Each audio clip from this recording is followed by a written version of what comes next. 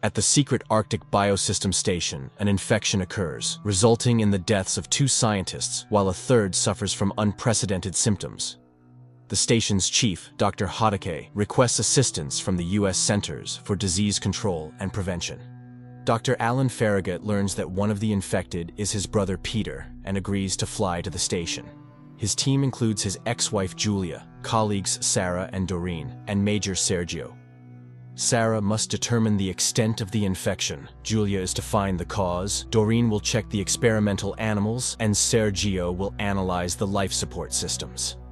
En route, Sarah learns from Doreen the reason for Alan and Julia's divorce. It turns out, Alan caught his wife with his brother. Since then, they have not communicated. The helicopter arrives at the station, where the number of infected has not changed, meaning the virus is not airborne. After dropping off the team, the helicopter leaves as it is based nearby. In total, 106 scientists from 36 countries work at the base, but Alan's primary concern is to see his brother, whose vital signs are critical. Julia begins taking samples, while the head of security tells Sarah that he is Dr. Hatake's adopted son and is ready to do anything for him. At that moment, it is discovered that Peter's blood is black. He attacks those around him but falls asleep after receiving a sedative. Doreen and Sergio inspect the laboratory where, according to security, experiments were conducted on rats, though they should have been on monkeys according to protocol. Their colleagues are examining bags with the bodies of the deceased, floating in a black liquid. But why is Peter still alive? While examining the rats, Doreen suddenly removes her protective suit. Now she is sure the virus is not airborne. At the same time, Sergio finds hairs in the sink drain, which Doreen immediately identifies as monkey hair. So why are they being lied to? Hatake assures Julia that Peter's field of work is mutagens and mutations, not viruses. Alan, meanwhile, examines his brother's cabin and finds a video diary. He shows Sarah a gesture Peter makes in the video. Their code, meaning, run away from here immediately. But then an alarm sounds, and the scientists discover Peter's disappearance and a hole in the ceiling.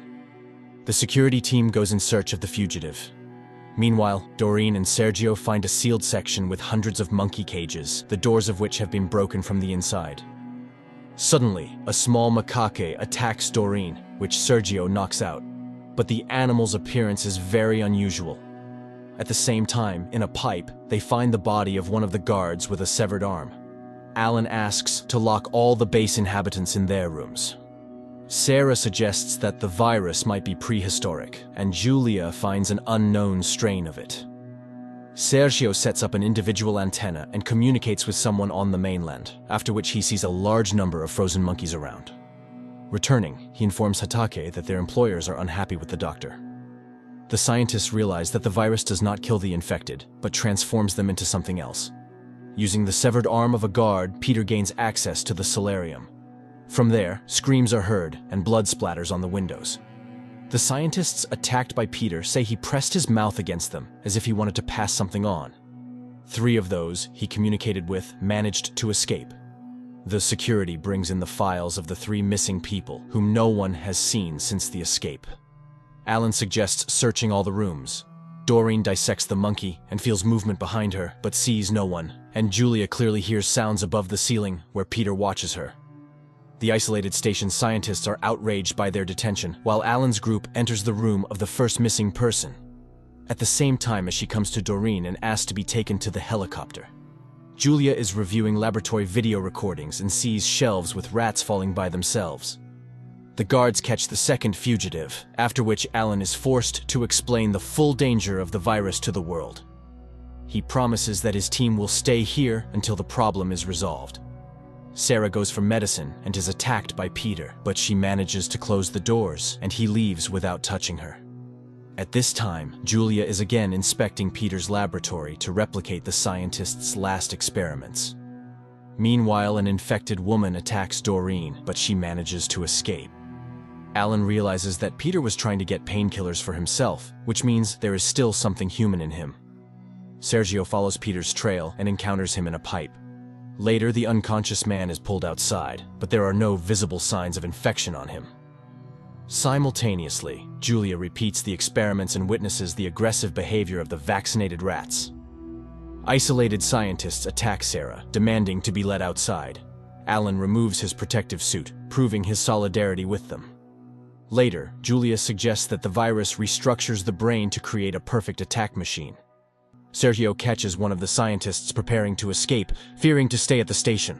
Unable to persuade the coward to return to base, the major kills him and hides the body in the snow. In the isolation ward, people deceive Sarah and break out. At this time, Alan confronts Hatake and demands the truth.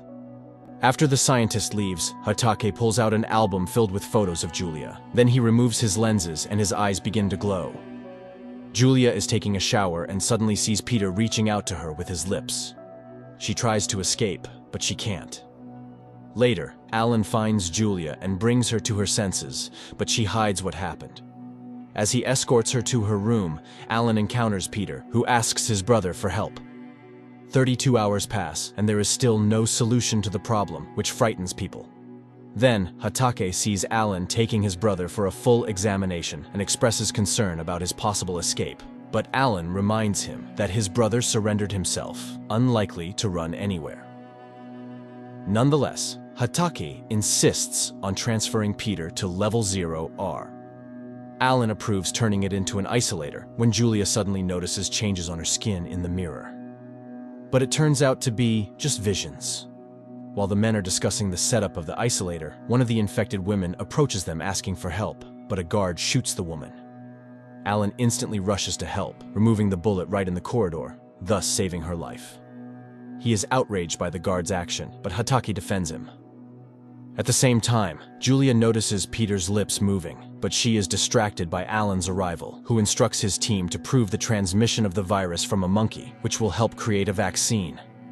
Later, Julia notices Sarah's tremor, but Sarah dismisses it as fatigue. Doreen and Sergio discover the disappearance of a monkey. The angry woman wants to go to Hatake, but Sergio promises to find another monkey. Julia takes blood from Peter and expresses her regret about what happened to them. At the same time, Sergio shows Doreen a cemetery of frozen monkeys, and the woman notices the fear on their faces.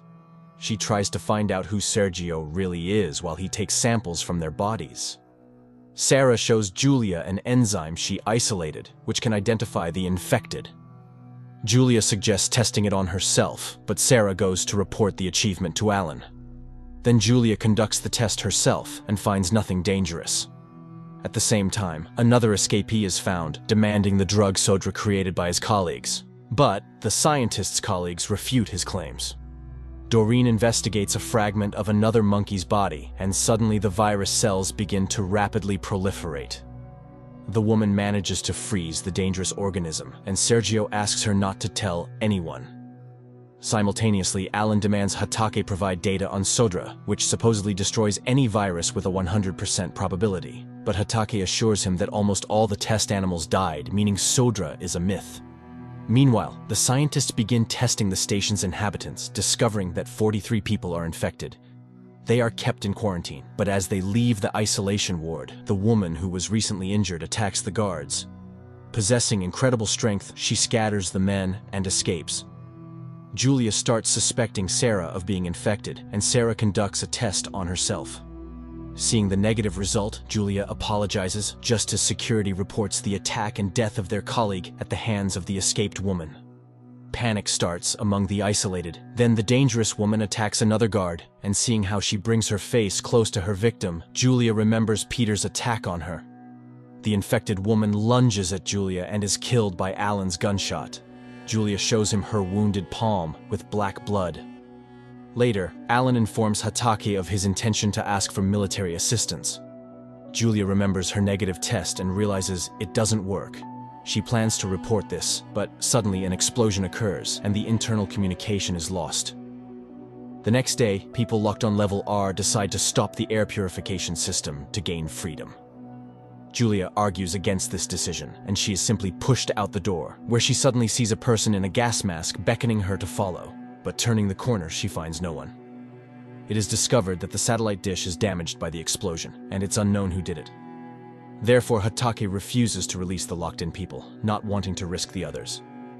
Doreen admits that she can't say for sure who infected whom, whether the monkey infected the human or the human infected the monkey. Meanwhile, Alan sees his brother suffering and asks the local doctor to give Peter Sodra. Although it hasn't been tested on humans, he agrees. At the same time, Hatake expresses his outrage to Sergio, who blew up the dish, but Sergio is ready to do anything to hide from the world that Hatake created a completely different virus than he claimed. At that moment, a message comes about the air filters being turned off. Hatake announces his wish to go down with a Daniel. Peter is injected Sodra, while Sergio confesses to Doreen that he is an agent of a special Pentagon unit, as it seems they created something like genetic weaponry here.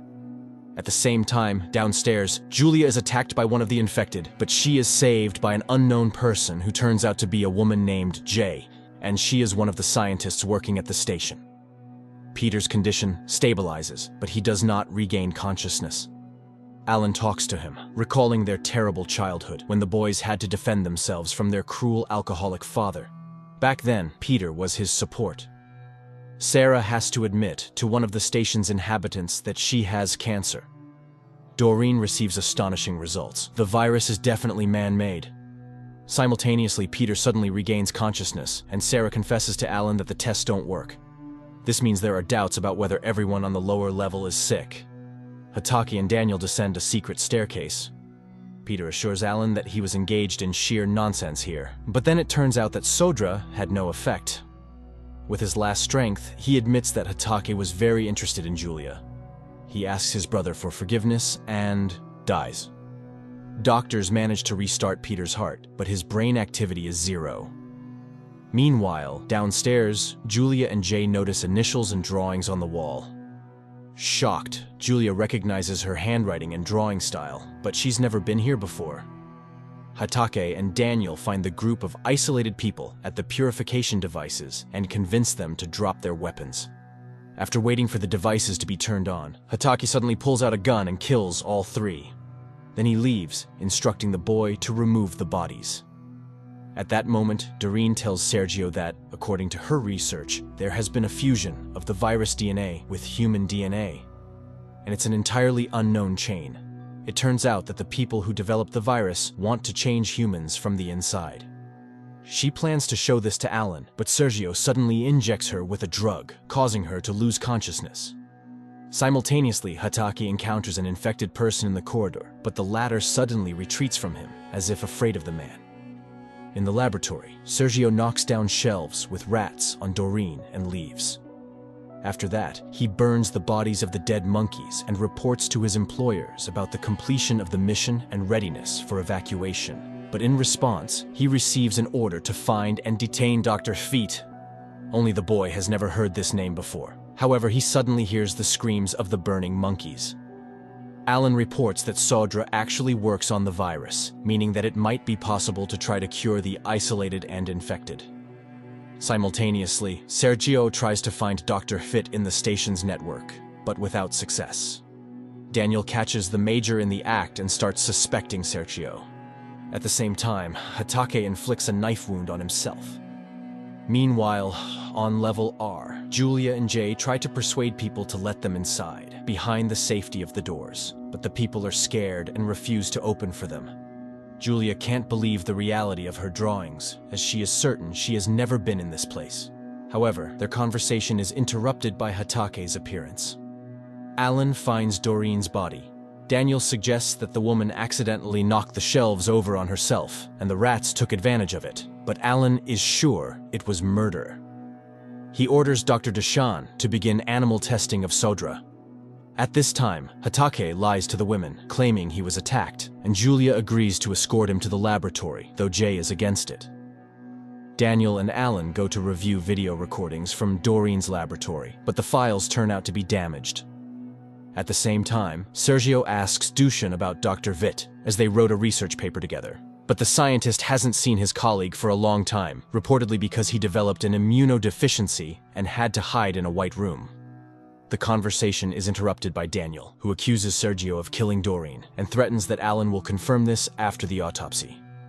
At this time, Julia and Jay lead Hatake through an underground tunnel to the laboratory.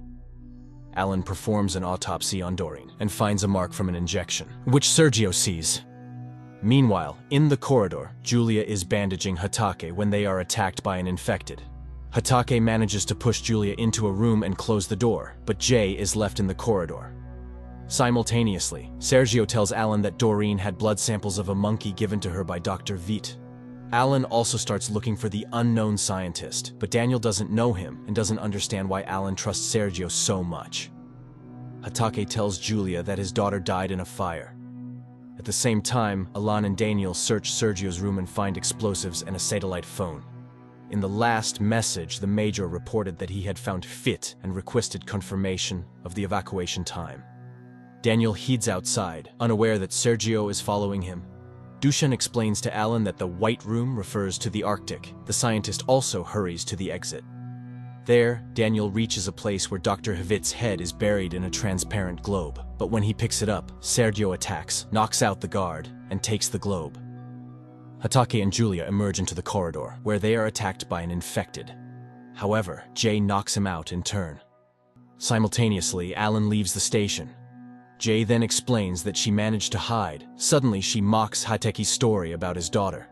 Julia is shocked, as Jay wasn't with them and couldn't have heard about the dead girl. Julia suddenly realizes that there is no Jay. She is hallucinating. Alan meets Sergio and accuses him of killing Doreen, but Sergio hits the doctor and throws him away from the rope indicator. Alan manages to recover and find the rope. He reaches the station, while Sergio finds Daniel. He stabs him with a knife, removes his outer clothing, and leaves the Major in the cold. Then he returns Vit's head to its place. Julia unexpectedly encounters a girl with a doll in the corridor. Then Peter appears. Julia calls out to the girl, who turns around, scaring Julia with a black mouth. But this too turns out to be a hallucination. Alan prepares to go down to level R for Julia, as she is the only specialist in such viruses. Julia, meanwhile, is getting worse, but Hatake's wound heals surprisingly fast. He admits that he didn't want to scare Julia, so he didn't say that Jay wasn't real. But then Julia suddenly loses consciousness. Alan and Sarah prepare explosives and use it to open a way down, where they are attacked by the infected. They are forced to return. At the same time, Sergio regains consciousness in an unknown place, chained to a bed. A girl appears who turns out to be a police officer. She found him in the snow and brought him to a settlement. Meanwhile, under pressure from the scientist, Hatake admits to Alan that he developed a method of delivering medicine directly into the cell using the virus itself. This could help cure even incurable diseases, but Alan is sure that there's something inside the virus too, and sets off to find out. Daniel admits that he neutralized Sergio, which displeases Hatake because now his masters will surely come here. Sergio tries to free himself, as Anana demands answers about the station. She is convinced that illegal activities are being conducted there, but the Major refuses to answer. Julia wakes up in a room where the familiar girl is playing. Peter is also sitting nearby and advises Julia to ask the girl questions. The girl confesses that her name is also Julia, and they are in a house in Montana where she comes to spend the summer with her mother. The woman recognizes the place where she grew up. Alan and Sarah conduct experiments on the virus, and suddenly the substance begins to grow rapidly. The scientist has to freeze the unknown organism. It turns out that cold slows down the virus's action. They rush to Peter and surround his body with ice. Sarah remembers that there is a cryo laboratory on the lower level, and Alan hurries there. At this time, Sergio grabs Anana by the throat, trying to get free. Then the girl leads him to a wall with pictures of children who have disappeared in the area. Alan finds Dr. Adrian, who studies body freezing. He shows rats living in a cryo solution. Sergio manages to remove his handcuffs when he sees Anana greeting Daniel, who has come to her, but Sergio attacks him with a knife. The girl points a gun at him, not understanding what happened. Because this is her brother, Toluk. Anana shows him photos of her twin brothers, one of whom disappeared when he was only 4 years old. Julia discovers a festively set table where everyone who has been around her lately is sitting. She can't understand why they gathered in the house where she grew up. Simultaneously, Dr. Adrian injects cryo solution into Peter's lungs. He starts breathing the liquid. Hatake sees this and asks Daniel to show him Sergio's body, but it is not there. However, people see the lights of a helicopter, and an announcement about the arrival of the Illyria Corporation spreads through the station. Julia feels a headache and her eyes change color, becoming silvery. Alan, Sarah, and Hatake meet the arrivals led by Constance, the head of the Illyria department, who announces they have come to help. Alan first demands the return of Julia from the lower level, as she is the only specialist of her caliber. Constance asks Hatake for a private conversation during which she behaves very rudely. The leadership asks for two things: to make the virus and its cure, because the time has come to thin out the Earth's population. But the doctor only accomplished the first, which is meaningless without the second. Moreover, it turns out that there is a strain B, which turns people into monsters, and such was never discussed. Her people will extract Julia, after which all others will be destroyed. And Hatake knew about this from the beginning. Anana is driving Sergio to the station, and Alan confesses to Sarah that he does not trust Constance and does not want to show them the cure they found. Julia takes her blood and rejoices at the disappearance of the symptoms, but immediately experiences a severe headache when she looks in the mirror. Recovering, she bandages her eyes and confesses to the imaginary Peter that she will try to save the infected with her blood. She believes she sees him because her eyes have changed. The ghost suggests a solution. Maybe she is the first to be cured. At this time, Hatake looks at photos of Julia when Daniel tells him about Constance setting him against the master. Hatake asks him to help prevent anyone from reaching Julia. Anana and Sergio reach the station, where they are seen by Daniel. The girl throws herself at his neck and shows a photo of his twin brother, but Daniel does not believe the girl and orders Sergio to be taken away. Meanwhile, an infected breaks into Julia's room, but she tears off her bandages, and the monster, seeing her eyes, flees in fear. At this time, Hatake catches Constance in his office with Julia's photo in her hands. She wants to know why the woman is so important and plans to go down to the lower level herself, removing her lenses to reveal that she has the same silvery eyes. The woman gathers her people, and Alan also joins her team when he sees Sergio and rushes into a fight, which Constance stops. She beats him for killing the scientist she needed. It turns out she sent him to follow Hatake, but he messed everything up, and still, she loves him but refuses to remove the handcuffs. Hatake goes down to Julia, and she tells him about her eyes. He puts a bandage on her and asks her to come with him because only he can protect her. Constance orders everyone except Julia to be shot, and her team enters Level R, but the infected are too strong and fast, and there are too many of them. The soldiers start dying one after the other, so the woman orders a retreat, convinced that Julia is either dead or turned into a monster. Daniel takes Anana to an office without cameras, and she again shows the photo of their family and talks about their parents and brother. At the same time, Hatake is bringing Julia to his office, where Daniel and Anana, who accuses Hatake of child theft, are already waiting. The guard orders Julia to be taken to the laboratory, while he stays with the master. Julia in the laboratory takes out contact lenses given to her by Hatake when Alan enters. He is happy to see her, and all signs of the disease have disappeared, except for the silver eyes. And none of them know that the infected have found a way to the upper levels. At the moment, they are making their way through the ventilation, while Julia tells Sarah and Alan that Hatake saved her. Then an alarm sounds, and Alan goes to the warehouse, where an infected climbed for some reason. He and Daniel find spoiled food and realize that the infected intended to contaminate it. Sarah takes blood from Julia, and she shows her eyes. Constance examines the photos found at Hatake's and cannot understand Julia's value. Alan, trying to figure out how Hatake extracted her from Level R, is concerned about Julia's safety.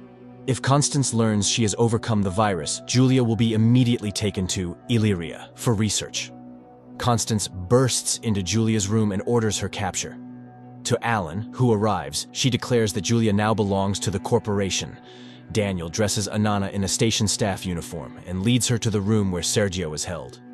The girl intends to obtain lists of all the kidnapped children, but the Major advises her to run away. He confesses that he is a murderer and child kidnapper. Anana leaves, dropping a medical needle. Constance interrogates Hatake about what he did to Julia, why her eyes are like theirs, but the doctor assures her that it's all a natural mutation. At this time, Sarah admits to Alan that there are no new components in Julia's blood. And Julia herself is escaping into the ventilation system, which is immediately reported to Constance, who orders to find her and continues to interrogate Hatake about his interest in Julia. She is moving through the ventilation duct when an infected catches up with her but, after sniffing, leaves. Alan asks a guard to bring some substances for their work. and Sergio removes his handcuffs using the needle. Meanwhile, Daniel escorts his sister to the exit because he intends to stay and correct what he did under Hatake's leadership. Anana gives him a photo and leaves. Alan is making an explosive device when Julia reaches the laboratory and talks to her friends through the grate. The scientist asks her to free Hatake so he can regain control of the base when they kill Constance. They then call the boss and offer to look at the results under the microscope. She leans over the eyepiece when her guard begins to suspect something and pushes the woman away just as the explosion happens. An alarm is activated, and Alan and Sarah flee and hide in another room. Then, Constance's voice is heard on the radio, announcing she was not hurt in the explosion but is very angry. She orders the doctor to surrender, or she will kill Peter. Alan is about to comply with the demand when Sarah notices a sonic cannon and suggests using it. Julia reaches Hatake and frees him. He insists she hide, and when she refuses, he knocks her out with an injection. Anana catches Sergio at her snowmobile. The boy tries to start it without a key, and they get into an argument. Their heated exchange is interrupted by Constance's guards. Sergio orders the girl to escape while he surrenders. Julia regains consciousness and finds her childhood photo with Hatake. Alan confronts Constance, who disconnects Peter and orders Alan's execution, but then the sonic cannon is activated by Sarah. Infected emerge from the ventilation, taking Peter away, while Hatake leads Alan away. They discover Julia's disappearance. She has fallen into Constance's hands, who orders her preparation for transport. Daniel finds Hatake and informs him of this. The doctor asks him to take care of Julia's liberation, which Constance takes upon herself. Meanwhile, Julia is bound and placed in a wooden crate. Hatake confronts Constance in her room. Their conversation reveals they were once close. Constance accuses him of betraying their vows to save his daughter. She shows the photo taken from Julia, triggering Hatake to attack her. Later, Daniel restores order on the base, arresting Constance's remaining people and freeing Julia, who doesn't understand why her blood has no antibodies. Hatake places Constance's head in a glass globe. The next day, Alan, Sarah, and Daniel capture an infected and take him to the cryolaboratory. It remains a mystery where the rest went after kidnapping Peter, as Level R is completely empty. Hatake admits there is another level below where the original virus samples he created are stored. Alan can't accept that Hatake willingly agreed to create an apocalyptic virus for a corporation, which is a crime against humanity. But Hatake fears things will get even worse, as Illyria will send an army. Then Alan suggests going down to destroy the virus, while Daniel looks for ways to get there. Hatake confesses he knew Julia's mother, and the photo was taken when he visited them in Montana. Constance's surviving assistant is put in a cell with Sergio, and Daniel accesses Level X, where all the infected behaving like a swarm with Peter as the leader are located. In the cryolab, scientists discover that cold affects the infected like a sedative. Constance's assistant tells Sergio that a squad was sent to destroy the entire village following Anana's trail. Alan develops a plan to shut off the power supply, causing the base's air temperature to drop. Then they can go down and destroy the virus. The group begins to execute the plan. Alan and Julia descend via Hatake's private staircase, while Sarah and the doctor turn off the electricity and cold air flows inside. Then, Sarah confesses to Hatake that she will soon die. Sergio, taking advantage of the power outage, opens the cell doors. Meanwhile, Julia and Alan reach Level X, see the frozen zombies, and walk past them. They find themselves in a storage room, astonished by the abundance of vials. It turns out that strains of all the most dangerous diseases ever on Earth are collected here. At the same time, Sergio kills a soldier and takes his clothes. When it's time to turn the electricity back on, Sarah loses consciousness. Julia finds an empty vial of the virus. The infected begin to wake up, and the pair has to leave empty-handed. Daniel catches up with Sergio, who tells him about the danger to Anana's village. The men set off. Alan and Julia struggle to get through the reviving zombies and then see another level below marked with Julia's initials. The pair descends and discovers Julia's house. Anana goes out to meet Sergio and Daniel. She saw 3 snowmobiles and now knows these are the killers. The trio races to the village. Meanwhile, at the base, Alan can't understand why an exact replica of Julia's house is built here.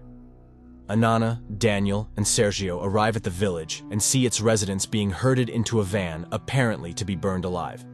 Sergio, using his uniform, leads Anana as a prisoner to the van, presenting Daniel as his man. As they approach, Anana's brother sees his duplicate and stops in astonishment. Daniel hits him and knocks him down in the snow. Hatake examines Sarah and finds surgery scars. Julia and Alan are surrounded by the infected, led by Peter. Julia steps forward and holds back the infected. In the village, soldiers douse the van with fuel, but then Sergio signals, and he, Anana, and Daniel shoot the soldiers. Julia and Alan reach Hatake's office, not understanding why the infected are afraid of her. In the village, the two brothers meet. Hatake announces Sarah's illness and is surprised that her boss didn't know about it. He is also astonished at the disappearance of the virus from storage. Sarah is connected to a life support machine. Later, Julia questions Hatake, who removes his lenses and finally admits that he is her father. Dr. Adrian hides the stolen virus in his bag and leaves the station. The next day, Alan prepares Sarah for tomography when Hatake tells Julia about her mother, who left the base after learning about the kidnapping of Eskimo children, who were given to childless families after experiments. Hatake had been following his daughter's achievements and was proud of her. Meanwhile, in the village, Sergio asks Anana to lead the people away because Illyria won't stop. At the base, Julia tells Alan everything she learned, and he rushes to Hatake. However, the doctor shows him camera footage of Adrian stealing the virus.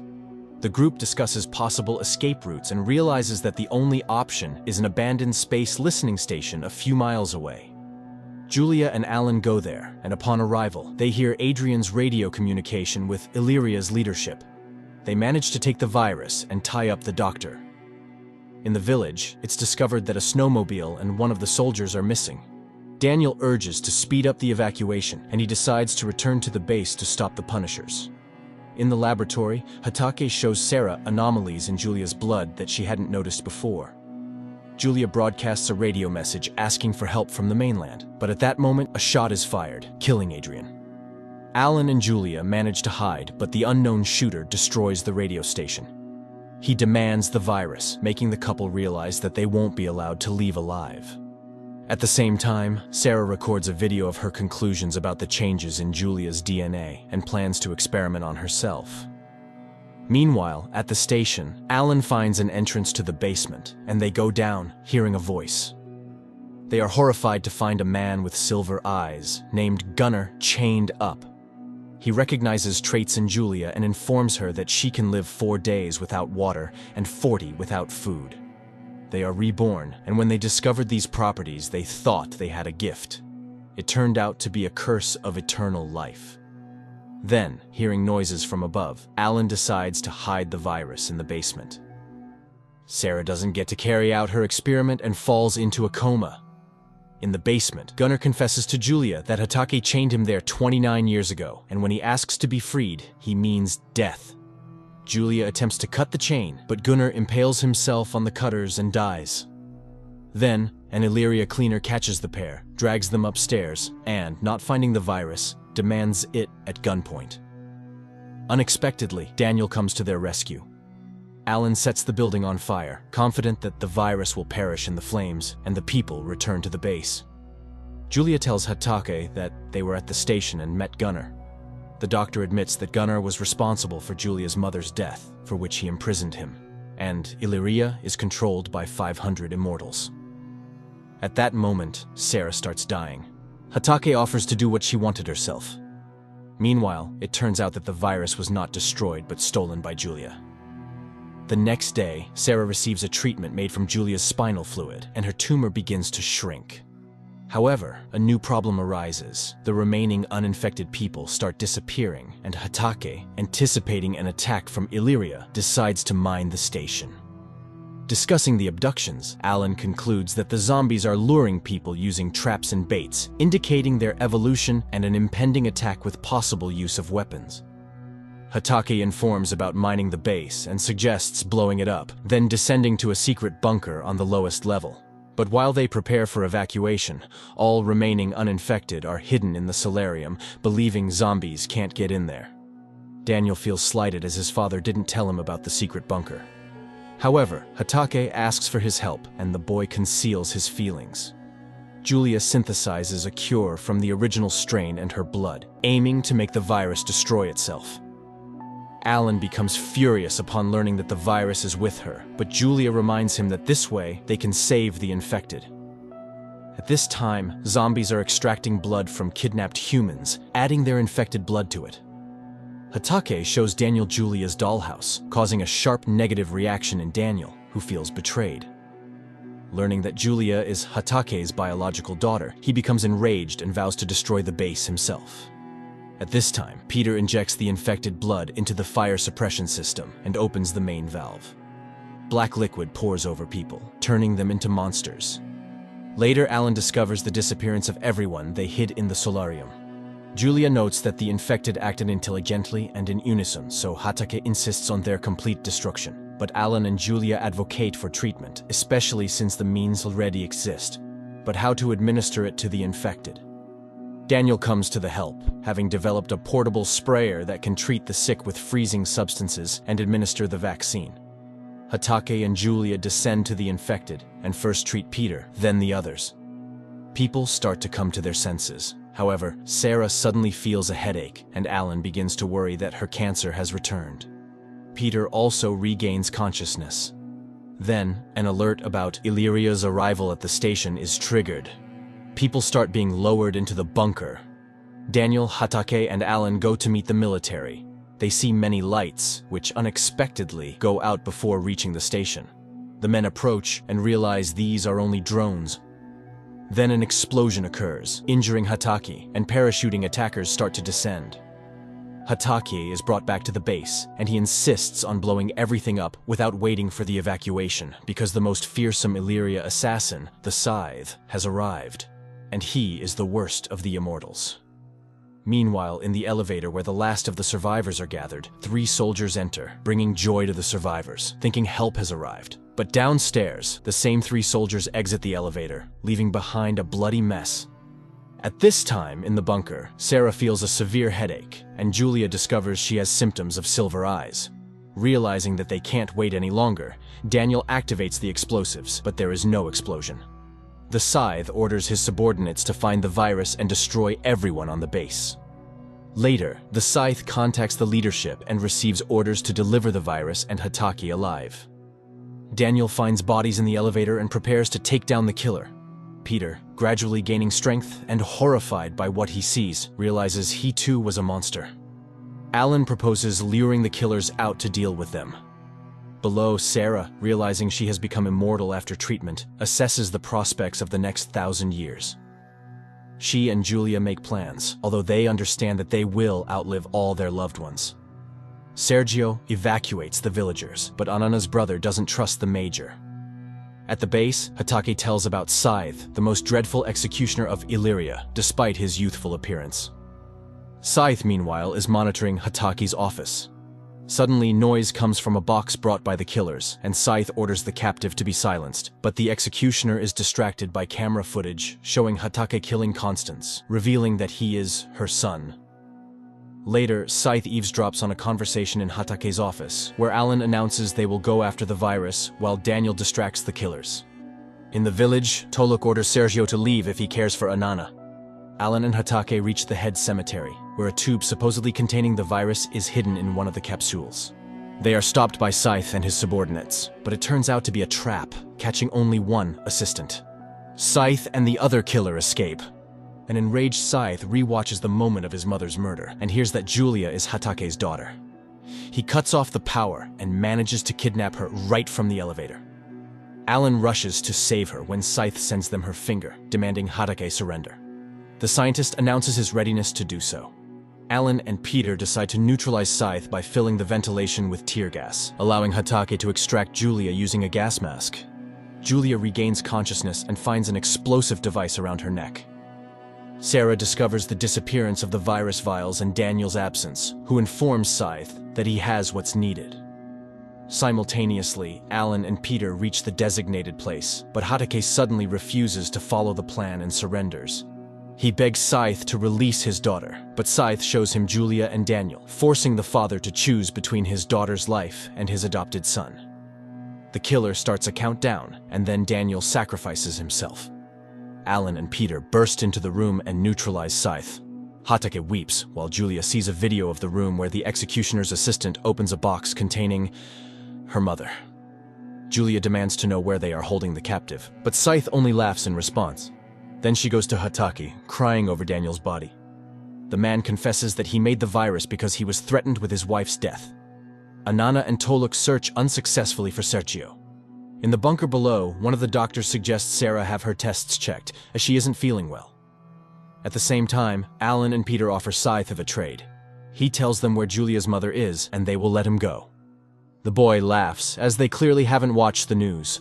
The brothers turn on a gadget and learn that the virus has somehow left the base and spread to a separate island. The men suspect Sergio, who at that moment loses consciousness, almost reaching the base.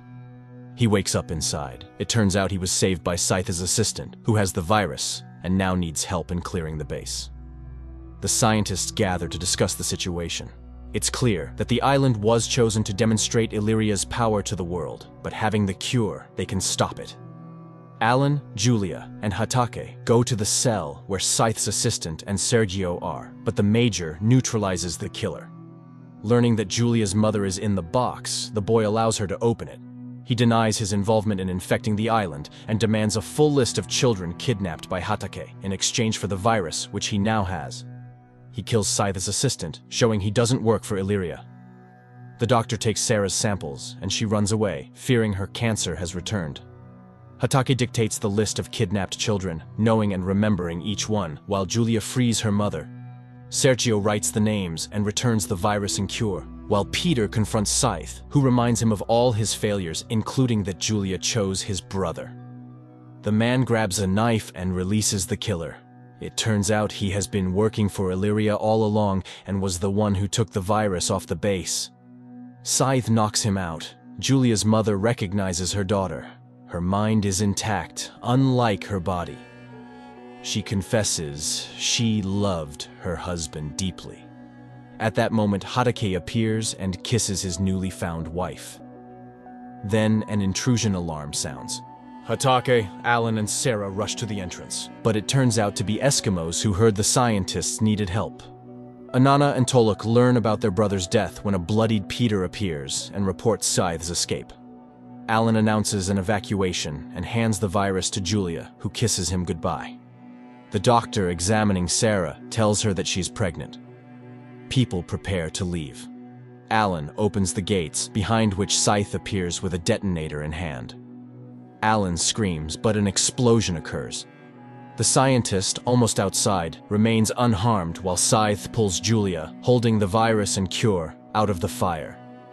Julia's mother emerges from the flames, begging for her daughter's release, but Scythe kills her to the cries of the wounded Hatake. At that moment, an Illyria helicopter descends. Scythe drags Julia into it, and Alan throws in Constance's head. Seeing it, Scythe releases the woman. Alan jumps into the rising helicopter, but Julia, already shackled, hands him the virus container and pushes him out, asking him to find her. Falling into the snow, the scientist watches the helicopter fly away. Time passes. In a European city, Alan sits in a cafe reading a newspaper describing the virus's effect, turning people into predators. He receives a note with an address and leaves a customary sign on the wall before rushing to meet Peter, admitting he found Julia. Meanwhile, in a richly furnished office, a meeting of people with silver eyes begins, led by Julia.